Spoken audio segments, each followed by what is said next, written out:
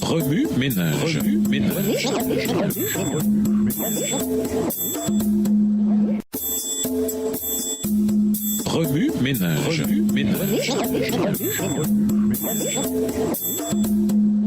Bienvenue dans votre émission Remue-ménage. Nous voilà à la leçon 6, la priorité de la promesse. Mais si l'héritage que Dieu accorde s'obtient par la loi, alors ce n'est plus grâce à la promesse. Or, c'est par la promesse que Dieu a manifesté sa faveur à Abraham.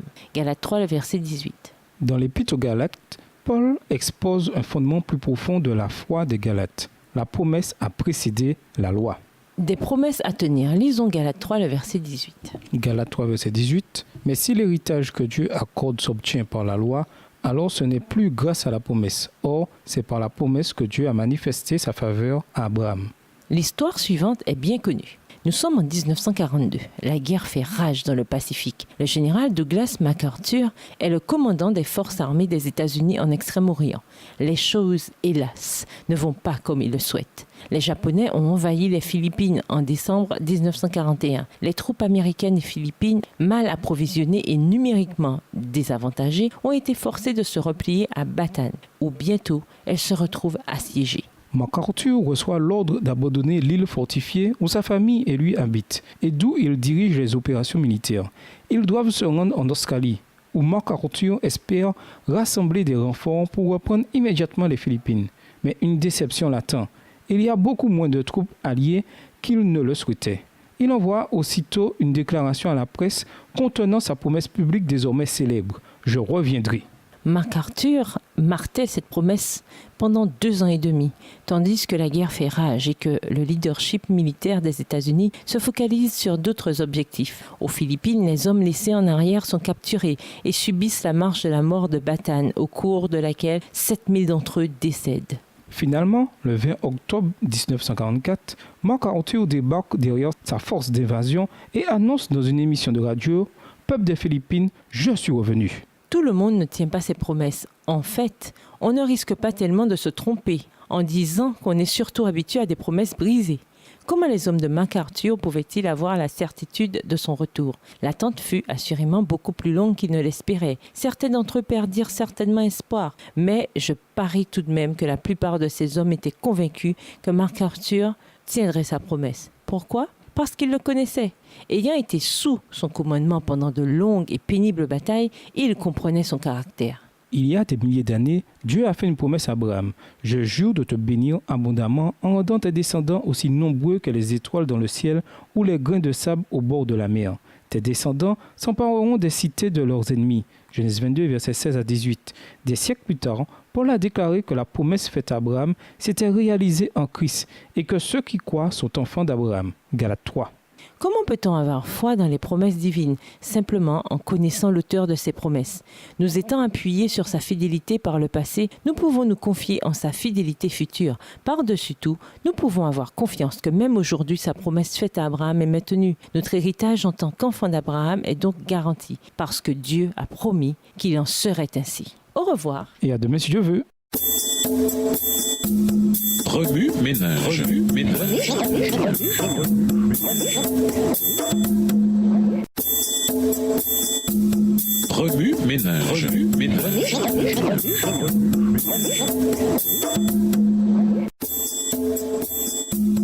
Remue-ménage.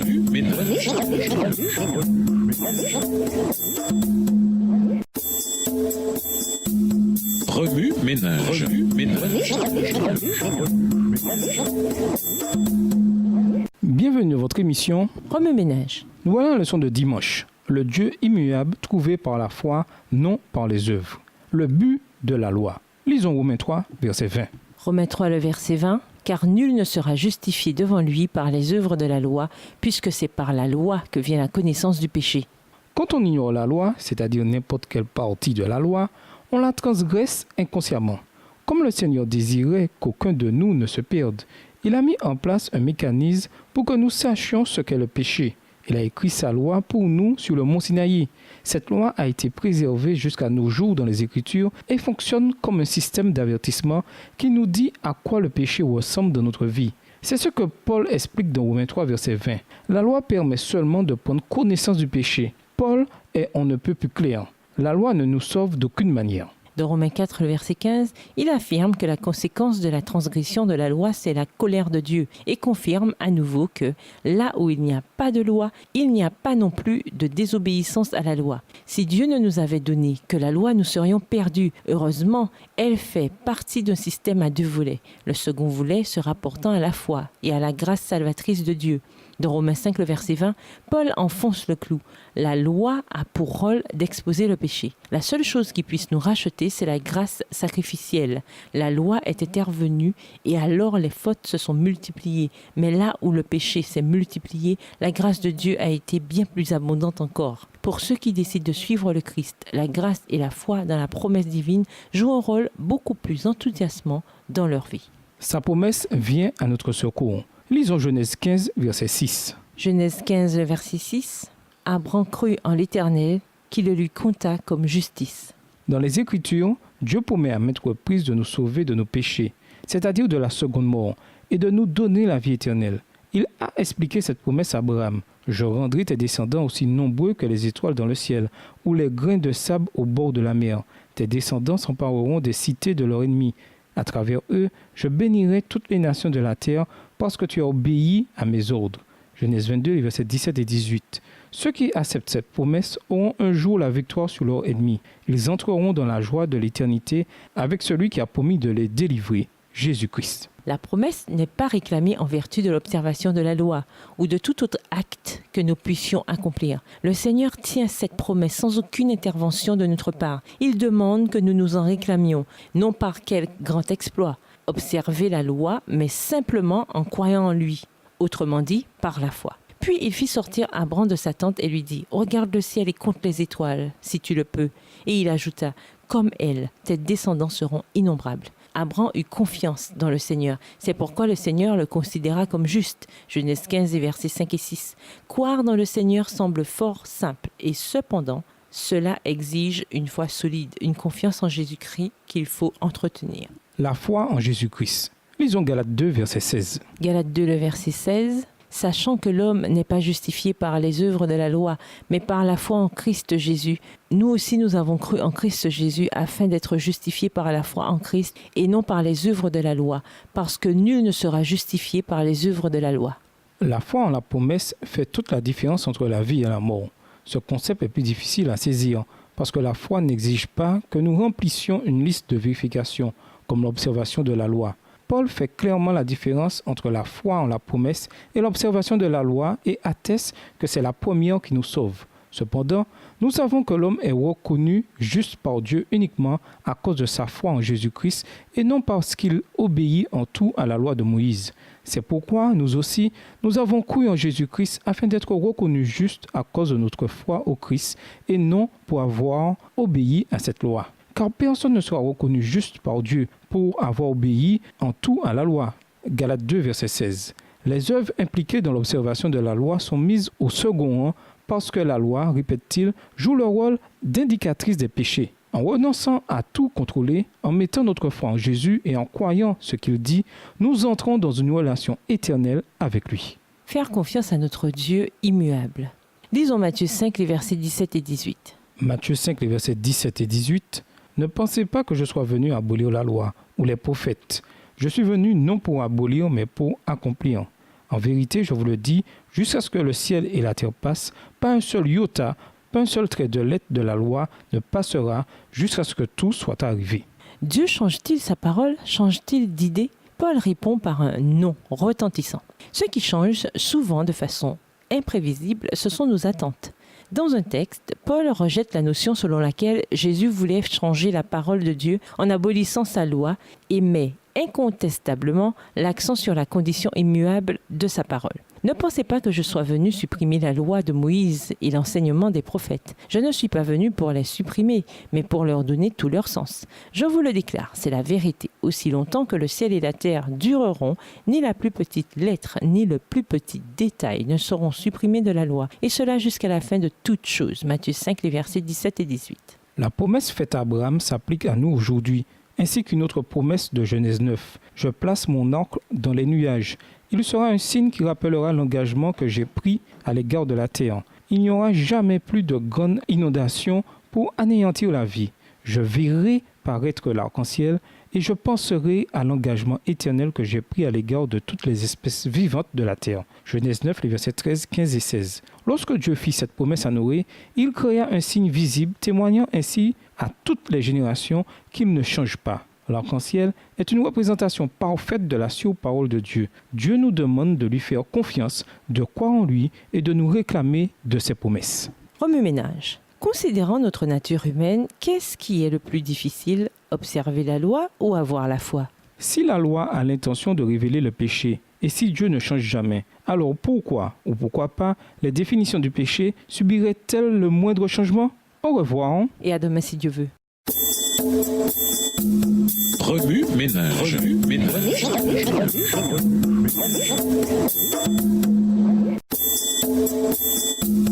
Remue-ménage. Remue-ménage.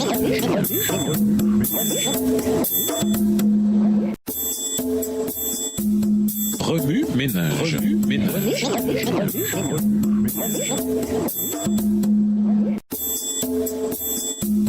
Remue-ménage. Remue-ménage. Bienvenue dans votre émission. Remue-ménage. Nous voilà à la leçon de lundi. La loi de Dieu égale le caractère de Dieu. Nous vous invitons à lire Galates 3, les versets 15 à 29. Conclue avec Adam et renouvelée avec Abraham, cette alliance ne put être ratifiée qu'à la mort de Jésus-Christ. Néanmoins, elle fut appelée une nouvelle alliance, fondée sur la loi divine.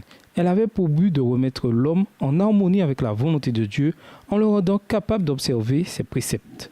L'autre contrat, appelé les Écritures l'Ancienne Alliance, fut passé entre Dieu et Israël au Sinaï et ratifié par le sang d'un sacrifice, tandis que l'alliance avec Abraham le fut par le sang du Rédempteur. Si celle-ci est appelée la deuxième ou la nouvelle alliance, c'est parce que le sang qui la ratifia fut versé postérieurement à celui qui scella la première alliance. Mais, demandera-t-on, si l'alliance conclue avec Abraham comprenait la promesse de la rédemption, comment expliquer qu'une autre alliance ait été plus tard contractée au Sinaï? C'est parce qu'au cours de leur servitude, les Hébreux avaient en bonne partie perdu la connaissance de Dieu et des principes renfermés dans l'alliance avec Abraham. En outre, le Seigneur voulait les amener à l'aimer, à se confier en lui et à sentir leurs besoins de son secours. Ce but fut atteint. Leur délivrance les remplit d'amour et de reconnaissance envers Dieu, comme aussi de confiance en son puissant soutien. Mais ils ne se faisaient une juste idée ni de la sainteté de Dieu, ni de la profonde perversité de leur cœur et de leur complète incapacité d'obéir par eux-mêmes à la loi divine et par conséquent de la nécessité d'un sauveur. La loi de Dieu est l'expression de son caractère. Elle a été donnée à l'humanité dès le commencement en tant que grande règle de l'obéissance.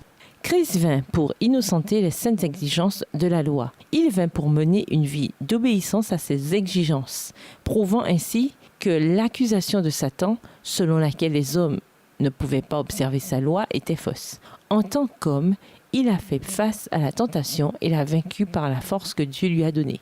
Alors qu'il allait de lieu en lieu, en faisant du bien, guérissant tous ceux que Satan affligeait, il donnait à connaître aux hommes le caractère de la loi de Dieu et la nature de son service. Il atteste par sa vie que nous avons aussi la possibilité d'obéir à la loi de Dieu. Remue-ménage. La loi de Dieu est l'expression de son caractère. Jésus est la preuve que nous pouvons nous aussi observer cette loi. Que pouvez-vous demander à Dieu de changer dans votre vie pour être capable d'observer sa loi? De quelle façon sommes-nous amenés à aimer Dieu et à lui faire confiance en nous focalisant sur sa grâce et sa puissance? Que pouvons-nous faire pour nous focaliser sur la sainteté de Dieu? En quoi ceci nous aide-t-il à garder la loi de Dieu? Au revoir. Et à demain si je veux. Remue-ménage. Remue-ménage.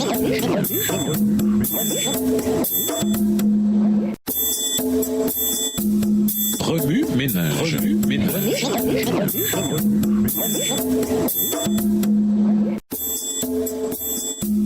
Remue-ménage. Remue-ménage.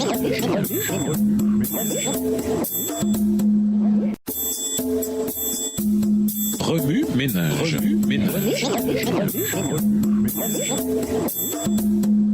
Bienvenue à votre émission. Remue-ménage. Nous voilà la leçon de mardi. Signé, ratifié et maintenu. Lisons Romains 4, verset 13.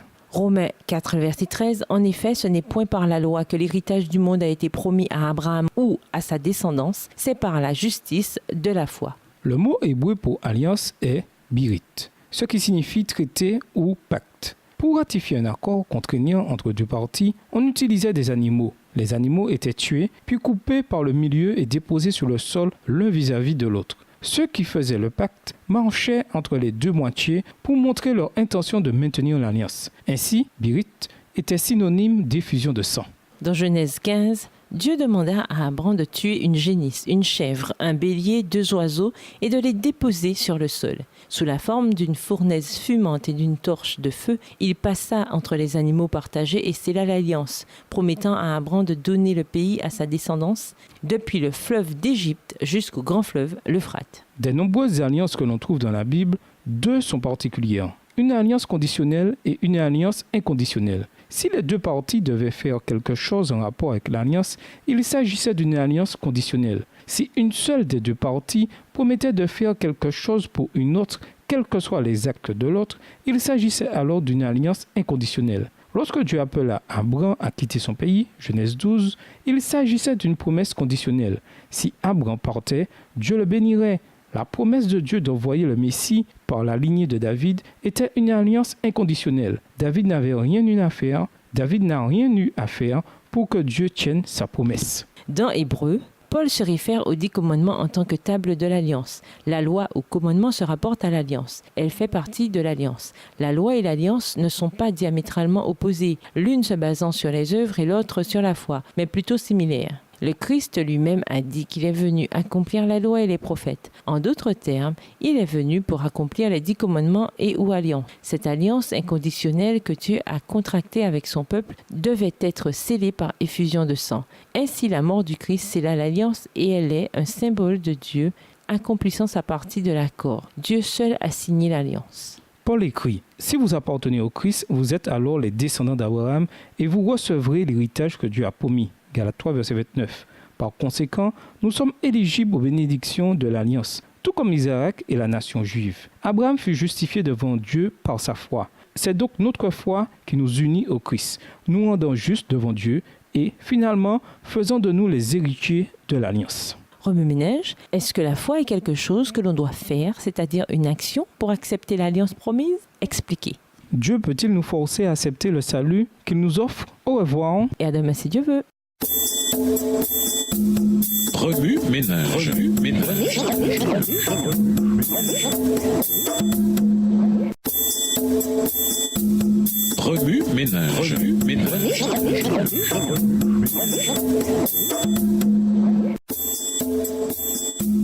Remue-ménage. Remue-ménage.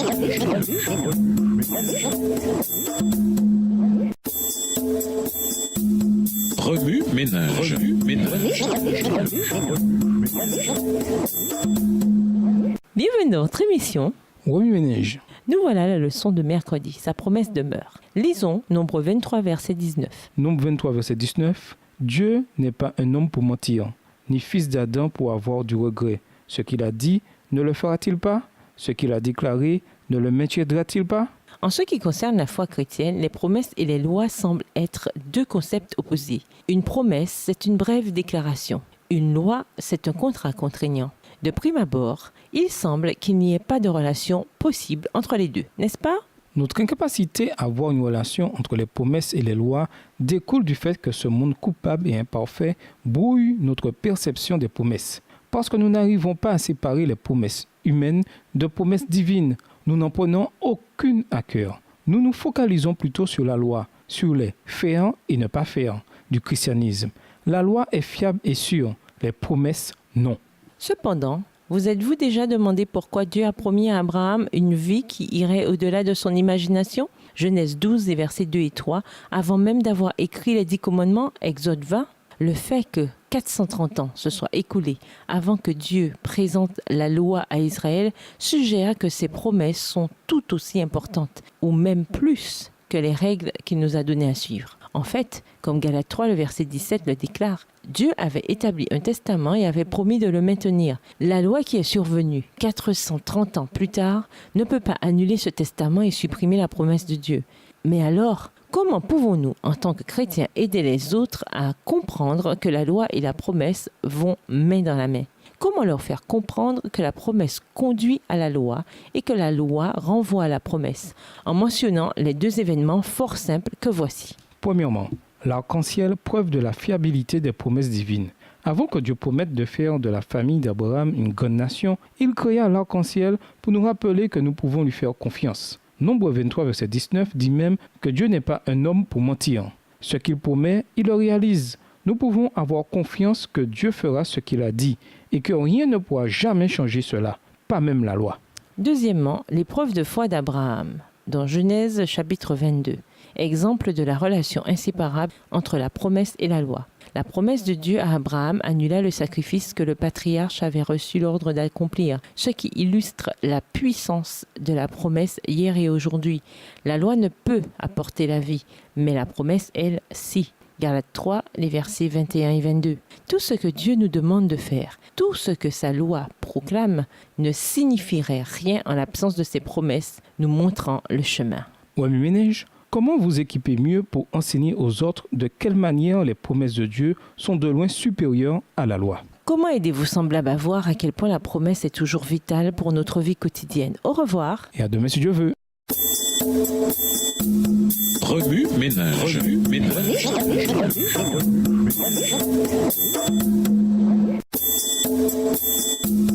Remue ménage. Remue ménage.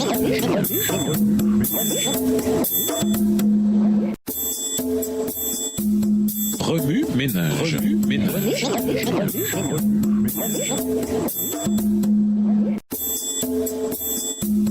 Remue ménage. Remue ménage. Bienvenue dans votre émission Remue ménage. Nous voilà à la leçon de jeudi, relation ou gestion du risque. Lisons Hébreux 11, verset 8. Hébreux 11, verset 8. C'est par la foi qu'Abraham obéit à l'appel de Dieu en partant vers un pays qu'il devait recevoir en héritage et il partit sans savoir où il allait. Il ne s'agit pas d'une chose personnelle, mais simplement d'affaires. Cette expression est souvent utilisée pour calmer une personne qui vient juste de se rendre compte qu'elle est perdante dans une transaction. Pour éviter ces conflits personnels et minimiser le risque, de longs documents juridiques sont fréquemment élaborés et signés. Les petites lignes du contrat expliquent les conséquences du moindre non-respect du dit contrat. Les parties sont liées par ce contrat. S'il s'agit d'un service, l'ouvrier termine la tâche puis reçoit son salaire. Le salaire est établi en fonction du travail à exécuter. Un contrat est-il la même chose qu'une promesse? Songez à ceux qui promettent de passer du temps de qualité avec vous, de vous aider ou de prier pour vous. Typiquement, il s'agit d'amis ou d'êtres chers. Pas besoin d'un contrat écrit pour les promesses qui accompagnent ces relations personnelles. Vous vous fiez à eux en raison de votre histoire commune. C'est pourquoi la fin d'une relation amoureuse est aussi douloureuse, car ce qui a rendu cette relation significative et unique, c'est la confiance bâtie avec le temps. Dans Galates, Paul était indigné contre ceux qui tentaient d'enchaîner aux lourdes chaînes de contrats stricts les nouveaux chrétiens affranchis en Jésus. Ces derniers croyaient qu'en obéissant de façon rigide à la loi, ils obtiendraient la vie éternelle. Paul leur rappela passionnément que la promesse faite à Abraham et l'évangile de Jésus passent avant tout. Les promesses de Dieu faites à Abraham étaient basées sur une relation. La part de Dieu consistait à accomplir la promesse et à guider Abraham tout au long du parcours. Quelle était donc la part d'Abraham? Croire Dieu sans que celui-ci ne lui fournisse la moindre preuve? Par la foi, le patriarche s'intégra dans l'histoire que Dieu avait écrite pour lui. Ainsi, il commença physiquement et spirituellement le parcours de toute une vie dans le désert, sans savoir où il allait. Hébreux 11, verset 8. Le fondement de son existence, c'était sa relation intime et personnelle avec Dieu. Un jour, un jeune homme riche s'approcha de Jésus et lui demanda ce qu'il devait faire pour hériter la vie éternelle. Avec assurance, il présenta ses références au Seigneur. Il avait gardé tous les commandements depuis sa jeunesse. Jésus le regarda et fut saisi du désir ardent de gagner son âme. Il lui demanda de renoncer à tous ses biens pour devenir son disciple, pour entrer dans la foi, magnifique et aveugle, qui consiste à suivre le Fils de Dieu dans l'inconnu. En d'autres termes, avoir une relation personnelle avec son Sauveur. Il échangerait le visible contre l'invisible. La Bible dit, mais affligé de cette parole, cet homme s'en alla tout triste, car il avait de grands biens. Marc 10, verset 22. Il voulait un contrat tangible, mais pas le risque qui accompagnait le saut de la foi. Tristement pour lui, il ne s'agissait pas d'une chose personnelle, mais simplement d'affaires. Remue-ménage, au sein de votre congrégation, sentez-vous qu'on met l'accent principalement sur le salut par la foi ou sur le salut par les œuvres? Dans votre vie, qu'est-ce qui vous motive? Ce que Dieu pourrait vous donner, un nouvel emploi par exemple, ou ces promesses sur lesquelles vous fixez les yeux. Au revoir. Et à demain si Dieu veut. Remue-ménage. Remue-ménage.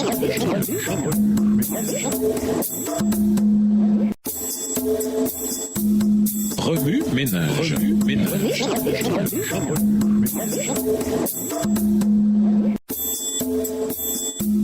Remue-ménage. Remue-ménage.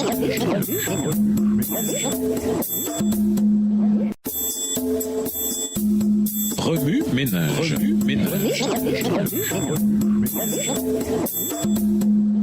Bienvenue dans votre émission. Remue-ménage. Nous voilà à la leçon de vendredi. Promesse faite, promesse tenue. Lisons Galates 3, le verset 18. Galates 3, verset 6. Car si l'héritage venait de la loi, il ne viendrait plus de la promesse. Or, c'est par la promesse que Dieu a accordé sa grâce à Abraham.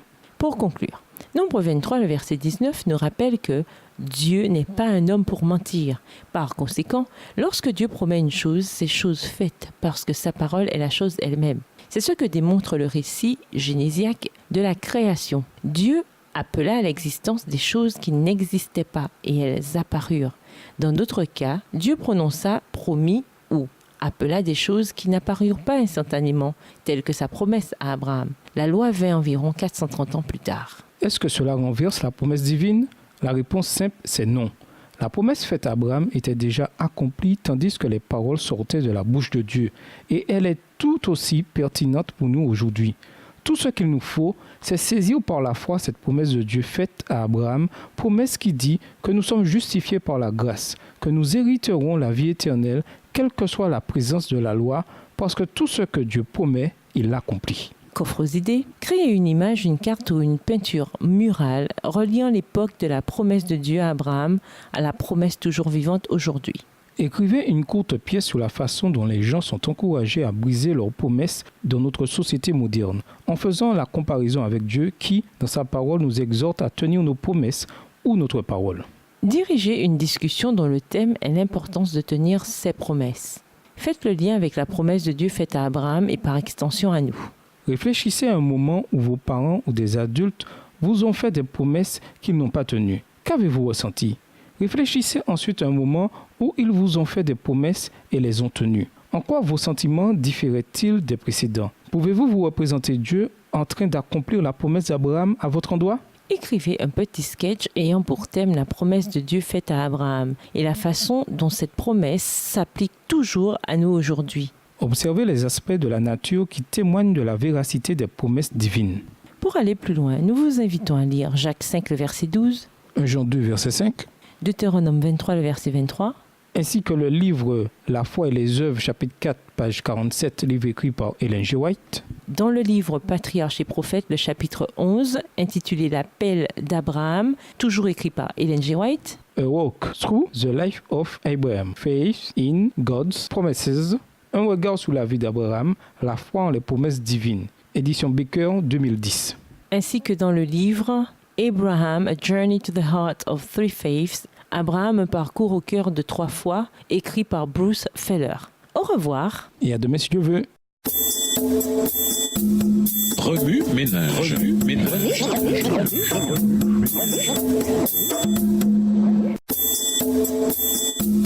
Remue-ménage. Remue-ménage.